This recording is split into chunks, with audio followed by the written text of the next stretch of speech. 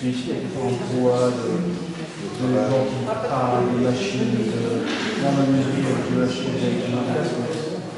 Et voilà, et à la nuit, c'est le calme absolu. Le mieux, je veux bien voir.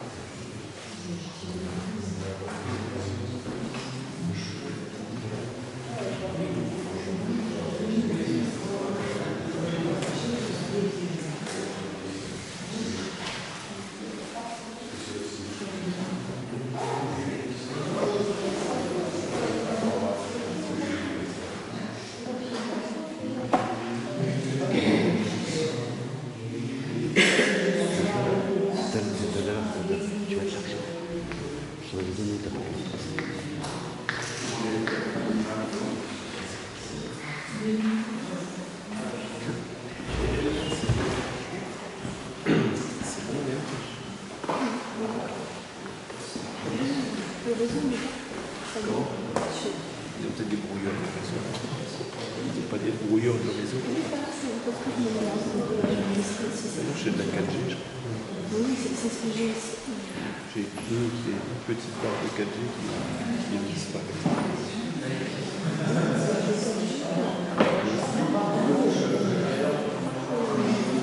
Vous pouviez la mettre en direct sur le site, c'est ça?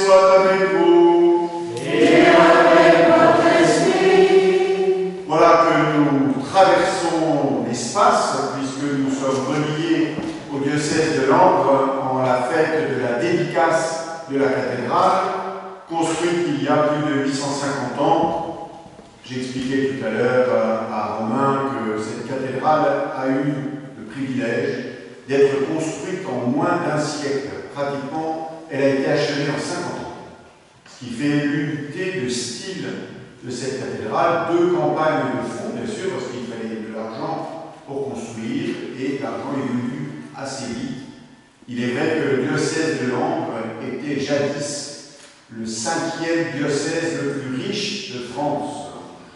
Aujourd'hui, il est à la situation d'être 5e diocèse le moins pauvre de France. Et en pensant à la cathédrale de notre diocèse, nous pensons bien sûr à l'église du diocèse, puisque la cathédrale est l'église mère du diocèse, mais aussi nous ouvrons notre prière à l'église en général.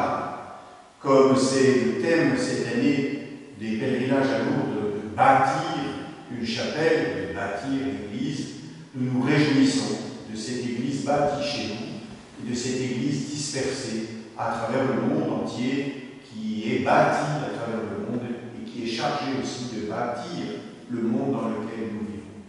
Nous nous préparons à célébrer le Christ, qui est la tête de l'Église, en reconnaissant la fragilité de nos propres constructions, construction de notre vie, construction de notre entourage, construction de l'Église et du monde, mais nous sommes certains aussi de la miséricorde du Seigneur qui vient renforcer la construction qui est la nôtre.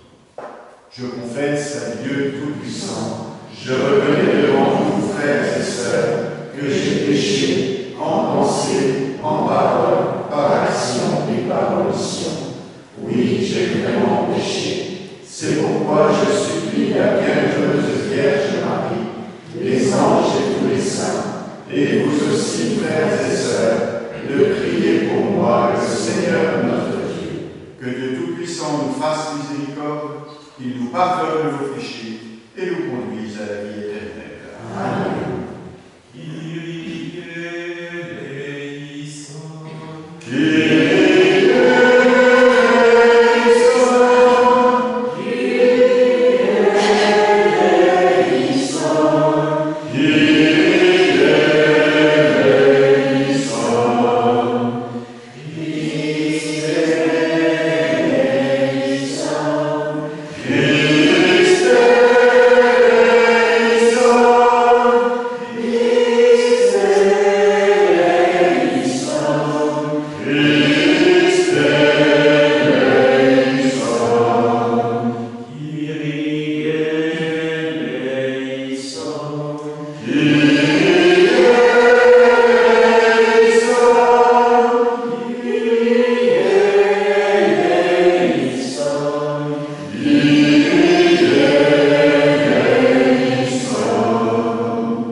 Gloire à Dieu,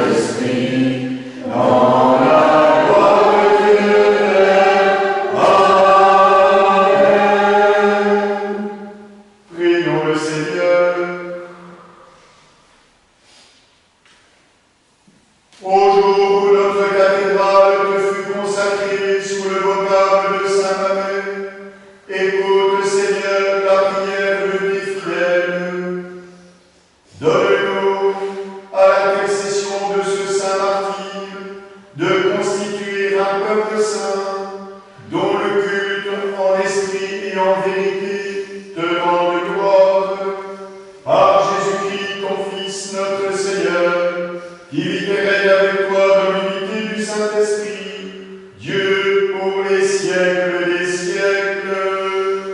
Amen.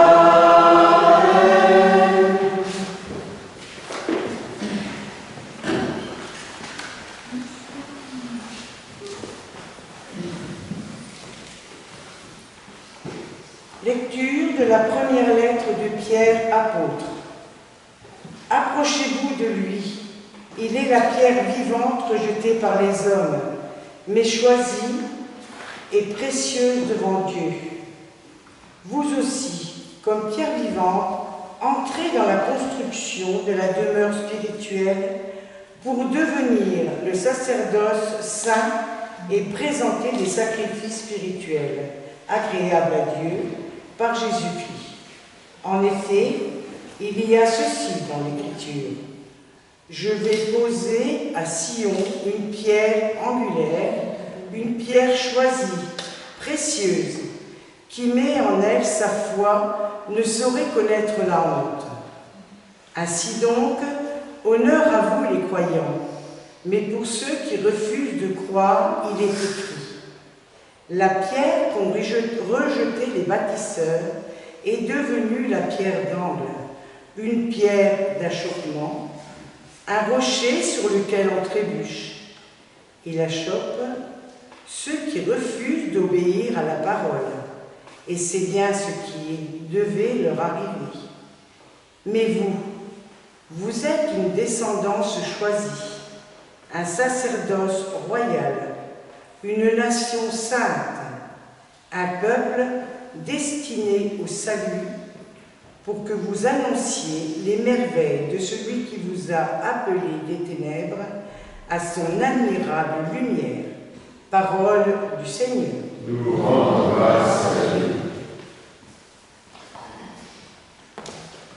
Apprends-moi, Seigneur, tes commandements. Apprends-moi, Seigneur, tes commandements. Mon âme s'épuise à désirer les parvis du Seigneur. Mon cœur et ma chair sont un cri vers le Dieu vivant. L'oiseau lui-même s'est trouvé une maison, et l'hirondelle un nid pour abriter sa couvée. Apprends-moi, Seigneur, tes commandements. Tes autels, Seigneur de l'univers, mon roi et mon Dieu. Heureux les habitants de ta maison, ils pourront te chanter encore. Apprends-moi, Seigneur, tes commandements. Heureux les hommes dont tu es la force. Ils vont de hauteur en hauteur. Ils se présentent devant Dieu à Sion. Apprends-moi, Seigneur, tes commandements. Oui, un jour dans tes paris en vaut plus que 1000. J'ai choisi de me tenir sur le seuil dans la maison de mon Dieu, plutôt que d'habiter parmi les infidèles. Apprends-moi, Seigneur, tes commandements.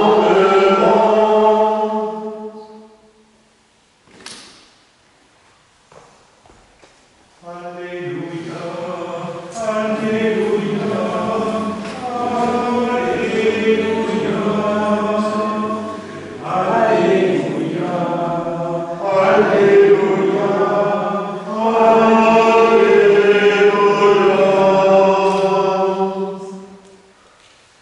Voici la demeure de Dieu avec les hommes, il habitera parmi eux et ils seront son peuple.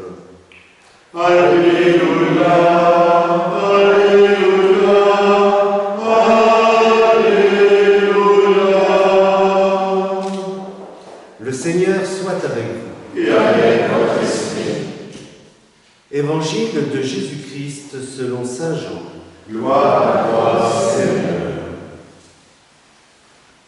En ce temps-là, on célébrait la fête de la dédicace du temple à Jérusalem. C'était l'hiver. Jésus allait et venait dans le temple sous la colonnade de Salomon. Les Juifs firent cercle autour de lui. Ils lui disaient: « Combien de temps vas-tu nous tenir en haleine? Si c'est toi le Christ, dis-le-nous ou ouvertement. Jésus leur répondit, « Je vous l'ai dit et vous ne croyez pas. Les œuvres que je fais, moi, au nom de mon Père, voilà ce qui leur rend témoignage. Mais vous, vous ne croyez pas parce que vous n'êtes pas de mes brebis. Mes brebis écoutent ma voix, moi je les connais et elles me suivent. Je leur donne la vie éternelle. Jamais elles ne périront et personne ne les arrachera de ma main. Mon Père qui me les a donnés est plus grand que tout et personne ne peut les arracher de la main du Père. Le Père et moi, nous sommes un. Acclamons la parole de Dieu. Louange à toi, Seigneur Jésus.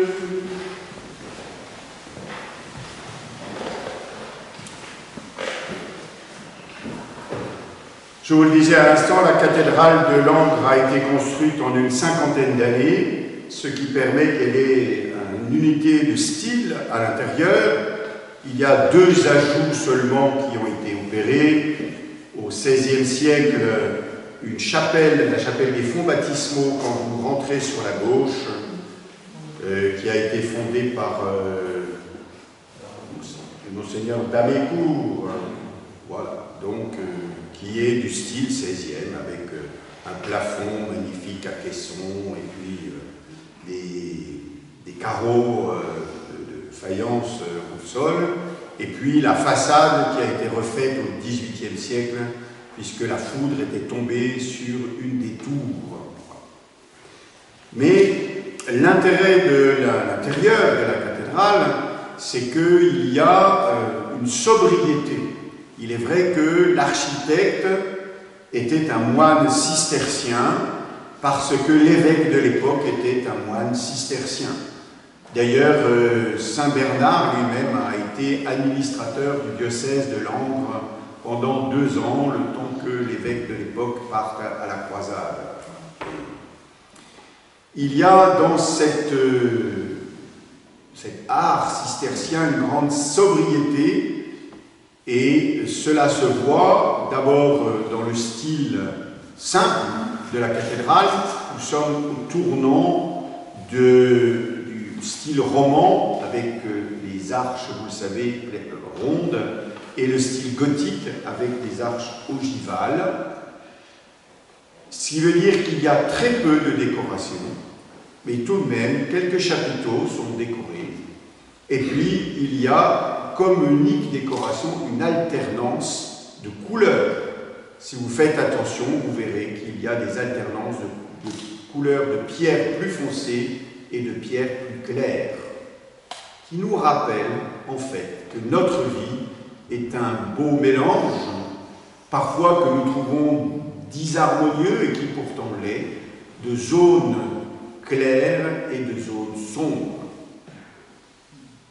Le regard dans la cathédrale est immédiatement attiré vers le chœur, et d'ailleurs, le vitrail central du chœur, moderne, puisque vous le savez, les vitraux de la cathédrale ont tous explosé au moment de l'explosion de la réserve de munitions qui était au pied des remparts pendant la dernière guerre.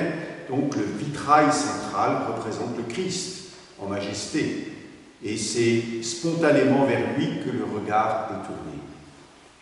L'intérêt de célébrer la dédicace de la cathédrale, c'est non pas de contempler l'architecture, qui est utile et précieuse, mais de rappeler le rôle même de la cathédrale, sa finalité, qui est de rassembler l'Église. Et nous avons une très bonne comparaison qui nous est donnée par Saint Pierre lui-même dans la lecture que nous avons entendue, comparant les membres de l'Église aux pierres qui servent à bâtir la construction qui est l'Église ou la cathédrale. Vous êtes des pierres vivantes, dit-il. Et c'est-à-dire que chacun de nous contribue à bâtir la communauté qu'est l'Église.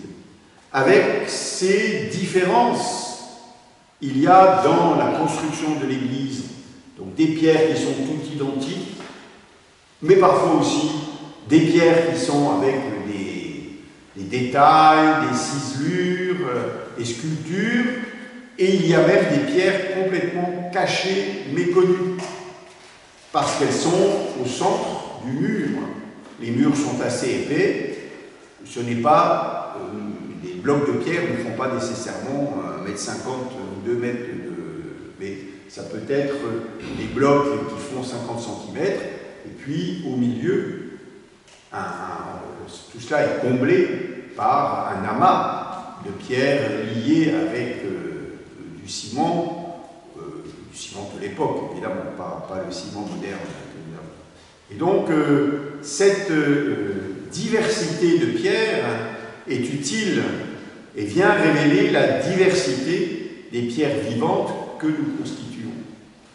Chacun avec ses qualités et ses défauts, ses enthousiasmes et ses peurs, nous constituons, nous contribuons à bâtir l'Église. Il y a différentes communautés dans une vie paroissiale, dans un diocèse, dans l'Église. Nous avons eu l'exemple là, nous est présenté une communauté particulière. Toute l'Église ne se résume pas à une seule communauté, mais bien dans la diversité des communautés. Quand la tentation voudrait toujours que tout le monde soit sur le même modèle. C'est le péché originel, j'en ai parlé, me semble-t-il, lors de ma conférence l'autre jour, puisque nous voudrions spontanément que tout le monde soit pareil. Or, c'est la diversité qui permet d'avoir un bâtiment magnifique, parce qu'il y a des choses différentes qui sont mises en harmonie, sachant que le but de la cathédrale est un but pratique, ce qui est de pouvoir rassembler des gens, mais un but spirituel qui est de les aider à s'élever. Si l'Église est immense, ce n'est pas parce que on voudrait avoir de la place perdue, mais pour que le cœur lui-même s'ouvre et que nous comprenions la grandeur de Dieu. L'immensité du bâtiment révèle la grandeur de Dieu. Et c'est Dieu qui est le point principal.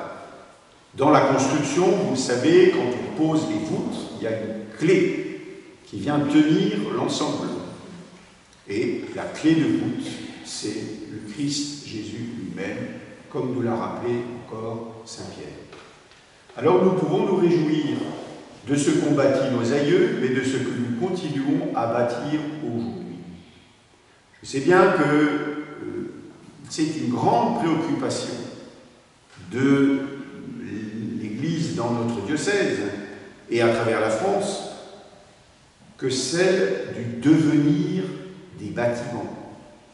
Nous commençons à nous dire, mais comment est-ce que nous allons pouvoir nous occuper de tous ces bâtiments?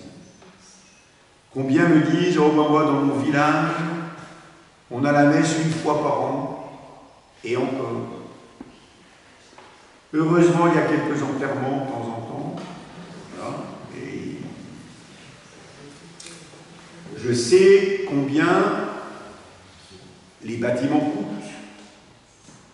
Il y a même parfois quelques querelles au sein du village entre ceux qui disent il faut maintenir le patrimoine au moins, et ceux qui disent c'est un bâtiment qui ne sert à rien, abattons-le. Dans les 50 ans qui viennent, il y aura des prises de position très difficiles à faire. Là, je vous disais, l'autre jour, j'étais à La Ferté-sur-Amance parce que l'église a été repeinte entièrement. Et je suis sûr qu'il y a des gens qui ont dû se dire à quoi ça sert de repeindre. Le peintre lui-même, que j'ai interpellé pendant l'homélie, en lui demandant s'il priait pendant qu'il peignait, m'a dit, je me suis à plusieurs moments posé la question, mais pourquoi est-ce qu'ils ont fait ça si haut? Parce que lui était là-haut. Mais il a reconnu, il me dit, ben oui, je dois bien vous avouer, même s'il y a 1000 pensées qui me passent par la tête quand je peins, eh bien ici je me suis rendu compte que je pouvais prier. C'était certainement pas un pilier d'église, mais le fait de travailler dans l'église l'a amené aussi vers le cœur qui monte et qui découvre que c'est au-dessus qu'il y a finalement le sens de sa vie. Donc nous sommes invités à bâtir l'église et à travers cette construction d'avoir un impact sur le monde. C'est ce que je vous laissais entendre au début de cette célébration. Car l'église n'est pas un petit groupe fermé sur lui-même, qui ne bosserait que pour lui, qui ne demanderait à ses membres que de n'être entre eux. Ça s'appelle une secte. L'Église a conscience qu'elle travaille pour le bien de l'ensemble de l'humanité. Même quand l'humanité dit « on n'a pas besoin de nous ». Parce qu'aujourd'hui, nous avons dans notre entourage des gens qui disent « on n'a pas besoin de nous ». Mais si, en fait, ils ne le savent pas. Je vous ai déjà cité 1000 fois, mais je vous le cite une 1001e fois, la lettre à Diognète, où l'auteur, donc c'est une lettre du IIe siècle, dont on ne connaît pas l'auteur, mais dont on connaît le destinataire, un certain Diognète, qui présente le christianisme, et l'auteur dit « les chrétiens sont l'âme du monde ». Et c'est pour cela, dit-il, que le corps, qu'est le monde, lui fait la guerre. Voilà. Donc, parce que nous sommes, de fait, à déranger d'une certaine manière. Parce que nous proposons une voie de plénitude. Nous avons vu, dans les semaines qui se sont écoulées, des gens qui trouvent facile de détruire. J'ai appris que même à Chaumont, la nuit précédente, devant les portes de l'évêché, il y a une voiture qui a été brûlée. Voilà. Même Chaumont devient une banlieue. Depuis quelque temps, je me retourne vers ma voisine du Cavalier. Voilà, on a même les feux d'artifice, nous avons cette chance. Hein, nous avons les feux d'artifice tous les soirs. Oui. Même quand ce n'est pas le 14 juillet. Voilà, parce qu'on a des jeunes du quartier là, qui s'amusent à tirer les feux d'artifice. Ah, mais c'est joli quand même. Voilà. Que même la poubelle devant chez moi a brûlé il y a un mois. Et là, maintenant, la voiture. Voilà. Ça, c'est parce qu'il est plus facile de détruire que de construire. Il faut 5 minutes pour abattre un arbre qui a mis 50 ans à pousser. Alors nous soyons de ceux qui construisent. Et nous construirons par le lien de la paix, de la miséricorde, de la droiture. Alors merci à la communauté du Cenacolo d'essayer de construire aussi. Chacun apporte sa pierre, là, voilà. Conscient de ses faiblesses, mais aussi conscient de ses richesses. Voilà. Et nous, puissions-nous être conscients tant de nos richesses que de nos faiblesses, et reconnaître que Dieu est là, qui construit. Amen. J'arrête, Jocelyne, parce que sinon, on a encore la main.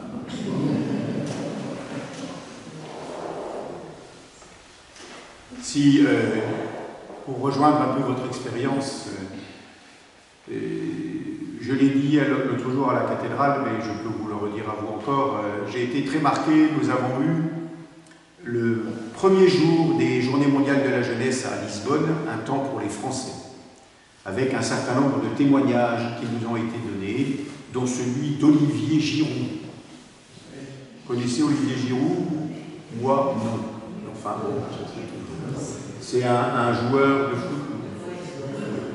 Oui. Ben non, Luca, non est francese, non connaît. Voilà. Donc, mais il est chrétien, cet Olivier Giroud. Donc, il témoigne, alors il n'était pas présent, mais il avait enregistré son message témoignant de l'importance de la foi dans sa vie. Et puis nous avons eu le témoignage de deux messieurs impliqués dans une association qui s'appelle Lazare. Cette association Lazare essaye de faire cohabiter des gens ordinaires et les gens de la rue. Et donc le premier a témoigné, il dit « moi je suis un homme ordinaire ». Puis le deuxième a témoigné, il dit « ben voilà, j'ai connu la prison à partir de l'âge de 13 ans. J'ai fait plusieurs séjours en prison. Et à la prison de Brest, j'ai eu la chance de rencontrer l'aumônier. Et avec l'aumônier, je me suis rendu compte qu'il me manquait quelque chose, ou plutôt quelqu'un. Et c'est là qu'il a découvert le Christ. Ça a été encore long entre le moment où il découvre le Christ et le moment où il l'accepte dans sa vie. Et il dit, ben aujourd'hui, je gagne ma vie, je gagne 1 000 € par mois, quand l'année dernière, j'en gagnais 1 000 par jour. Parce qu'il était dans les trafics. Voilà. Évidemment, c'est très tentant de gagner 1 000 € par jour. Sauf que c'est périlleux. Pour deux choses, parce que vous claquez l'argent. Voilà. Il y en a d'autres qui ont envie d'avoir l'argent. Donc ça. Et donc voilà un homme qui a misé sa vie sur le Christ et qui cherche à vivre sobrement, comme les pierres sobres de la cathédrale. Amen. Là j'arrête parce que c'est...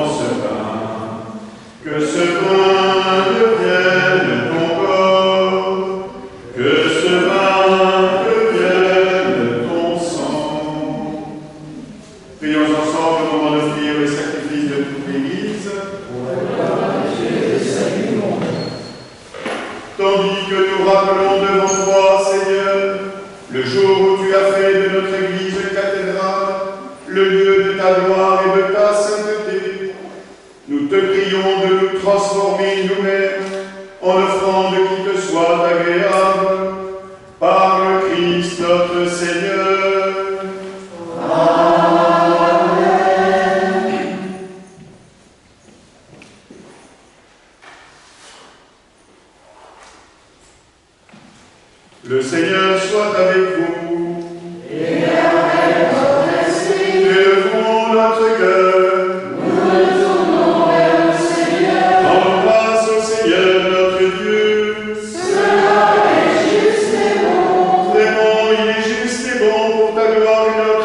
salut, de t'offrir notre action de grâce toujours et en tout lieu, à toi, Père très saint, Dieu éternel et tout-puissant, car tu veux habiter pour répandre tes bienfaits, la maison de prière que nos pères ont bâtie, toi qui ne cesses de sanctifier l'Église que tu as fondée. Cette Église est la vraie maison de prière que préfigurent nos églises d'ici-bas.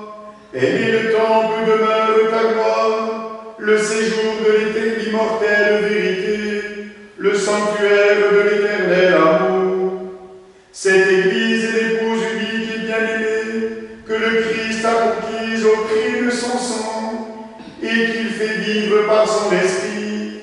C'est en elle, notre Mère, que nous sommes engendrés à nouveau par ta grâce, nourris de ta parole, fortifiés par le pain de vie, entourés par les soins de ta miséricorde. C'est pourquoi, avec les anges et tous les saints, nous chantons et proclamons. Saint, Saint, Saint, le Seigneur, Dieu de l'univers, le ciel et la terre sont remplis de ta gloire. Hosanna au plus haut des cieux. Béni soit celui qui vient au nom du Seigneur. Hosanna au plus haut des cieux. Tu es vraiment saint Dieu de l'univers et il est juste que toute la création proclame ta louange, car c'est toi qui donnes la vie, c'est toi qui sanctifies toutes choses par ton Fils Jésus-Christ notre Seigneur, avec la puissance de l'Esprit Saint, et tu ne cesses de rassembler ton peuple, afin que, du levant au couchant du soleil, une offrande pure soit présentée à ton nom. C'est pourquoi nous te supplions, Seigneur, de consacrer toi-même les offrandes que nous apportons, sanctifie-les par ton Esprit, pour qu'elles deviennent le corps et le sang de ton Fils, Jésus-Christ notre Seigneur, qui nous a dit de célébrer ce mystère. La nuit même où il fut livré, il prit le pain. En te rendant grâce, il dit la bénédiction. Il rompit le pain et le donna à ses disciples en disant « Prenez et mangez-en tous, ceci est mon corps livré pour vous. » Corps de Christ livré pour nous. Corps de Christ livré pour nous.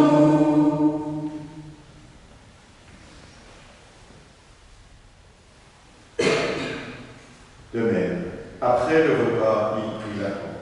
En te rendant grâce, il dit la bénédiction et donna la coupe à ses disciples en disant « Prenez et buvez-en tous, car ceci est la coupe de mon sang, le sang de l'alliance nouvelle et éternelle, qui sera versé pour vous et pour la multitude en rémission des péchés. Vous ferez cela en mémoire de moi. » Sang du Christ versé pour nous. Sang du Christ versé pour nous.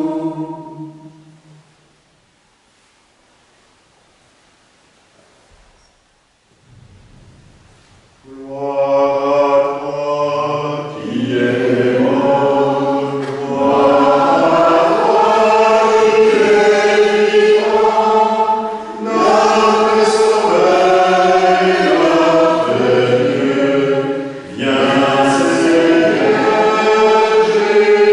Jésus. En faisant ainsi mémoire de ton Fils, de sa passion qui nous sauve, de sa glorieuse résurrection et de son ascension dans le ciel, alors que nous attendons son dernier avènement, nous t'offrons, Seigneur, en action de grâce, ce sacrifice vivant et saint. Regarde, nous t'en prions, l'oblation de ton Église, et daigne reconnaître ton Fils qui, selon ta volonté, s'est offert en sacrifice pour nous réconcilier avec toi, quand nous serons nourris de son corps et de son sang, et remplis de l'Esprit Saint. Accorde-nous d'être un seul corps et un seul esprit dans dans le Christ. Que l'Esprit Saint fasse de nous une éternelle offrande à ta gloire, pour que nous obtenions un jour l'héritage promis avec tes élus.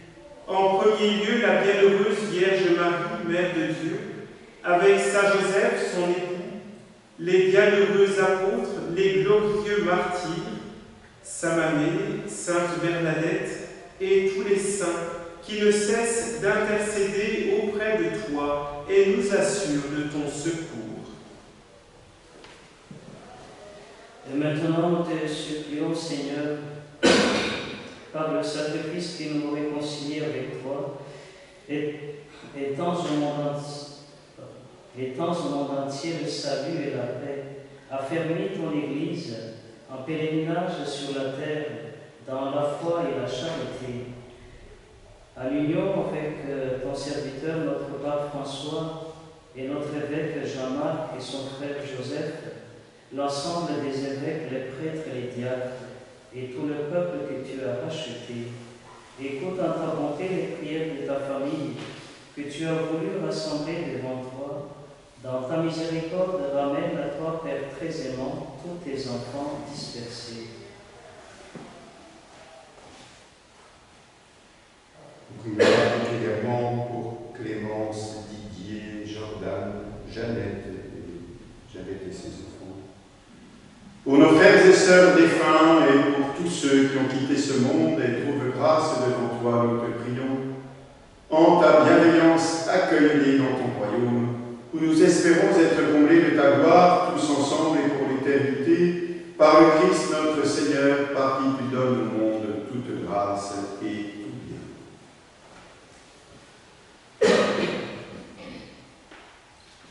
Par lui, avec lui et en lui, à toi, le Père Tout-Puissant, dans l'unité du Saint-Esprit, toute honneur et toute gloire, pour les siècles des siècles.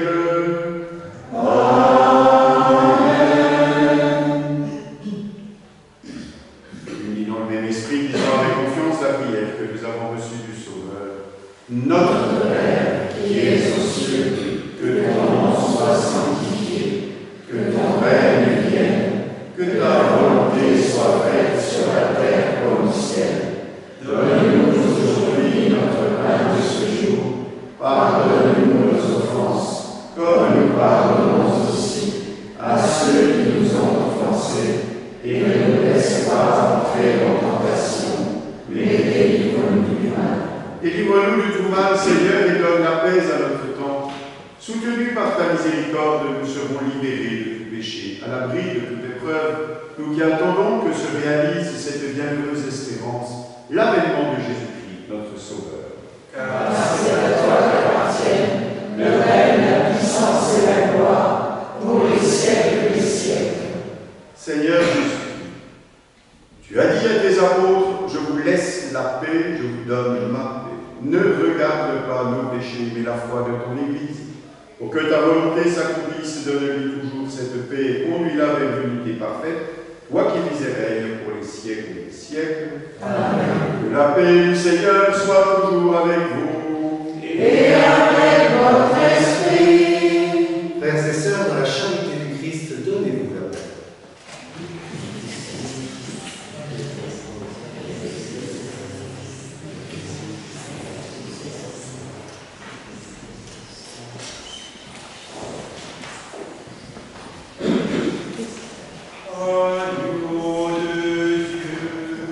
Qui enlève le péché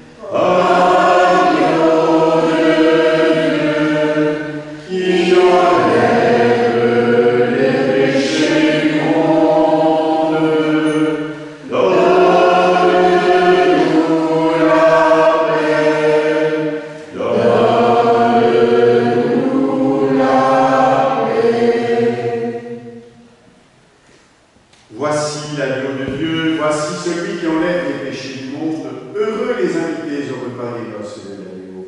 Seigneur, je ne suis pas digne de te recevoir, mais seulement une parole et je serai béni.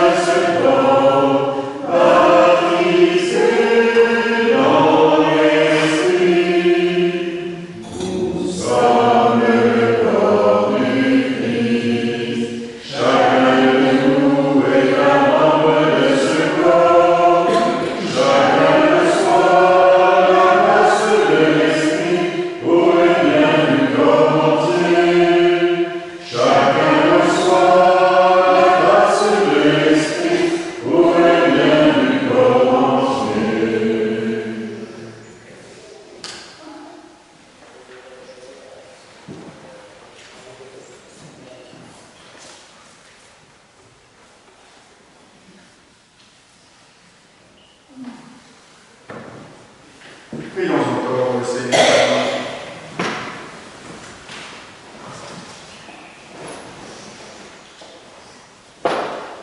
Accorde au peuple qui t'est consacré, Seigneur, d'emporter avec lui les fruits de ta bénédiction et la joie. Fais-lui découvrir qu'il a reçu ta grâce en prenant part à la liturgie de cette fête. Par le Christ notre Seigneur.